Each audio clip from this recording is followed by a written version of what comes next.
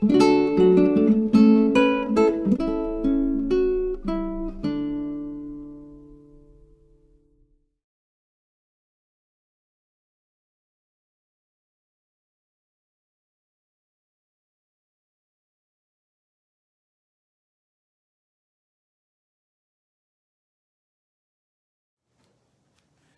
morning, everyone. On this glorious Tuesday morning, we're continuing our study through the book of 1 Corinthians. This is chapter 3, verses 1 through 9. Brothers and sisters, I could not talk to you as spiritual people, but as fleshly people, as infants in Christ. I fed you milk, not solid food, because you were unable to take it. Indeed, you are still not able. Even now, for you are still of the flesh, while there is jealousy and rivalry among you. Are you not of the flesh and walking according to the manner of man? Whenever someone says, I belong to Paul or another, I belong to Apollos, are you not merely men? What is Apollos, after all? And what is Paul? Ministers through whom you became believers, just as the Lord assigned each one. I planted, Apollos watered, but God caused the growth.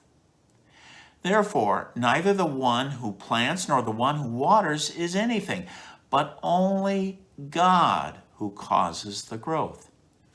He who plants and he who waters are one, and each will receive wages in proportion to his labor.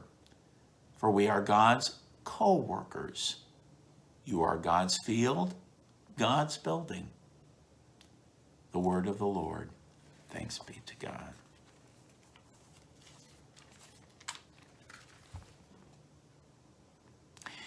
Interesting concepts that are being presented here by Apostle Paul. Apostle Paul will, in his letters, he will describe basically three types of what he calls three types of man. It will call the natural man, meaning the one humanity without God, a humanity lost in the slavery of sin.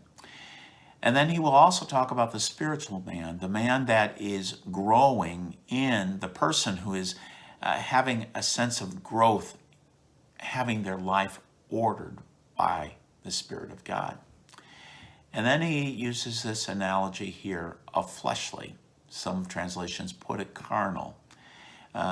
It's, yes, the person who has come to faith in Christ, but is still ordering their lives pretty much by whatever the desires of the flesh wants.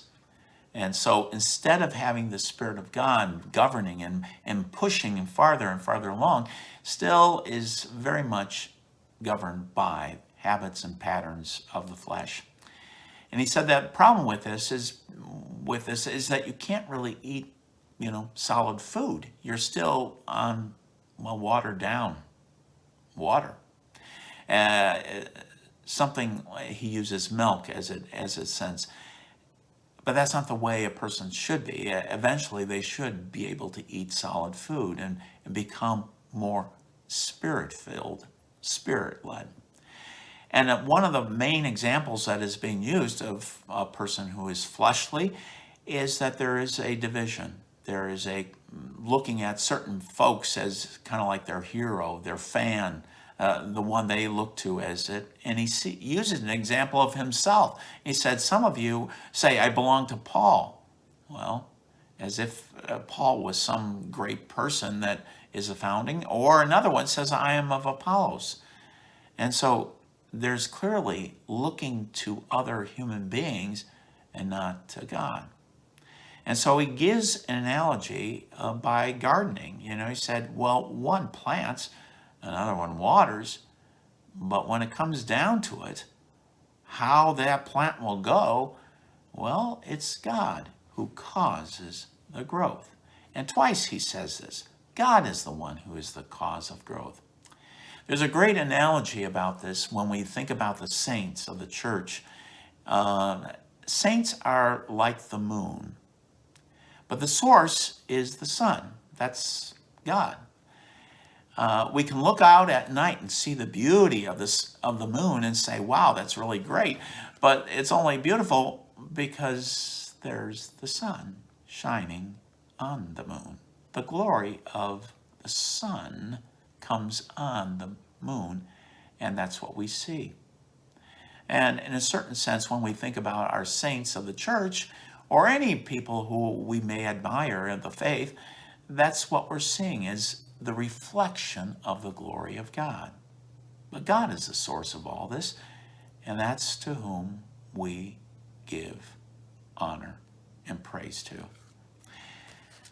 We also honor those that are who reflect it, but they're only because they are reflecting the glory of God. Stay safe, folks. Hopefully we will get to see each other soon. Bye for now.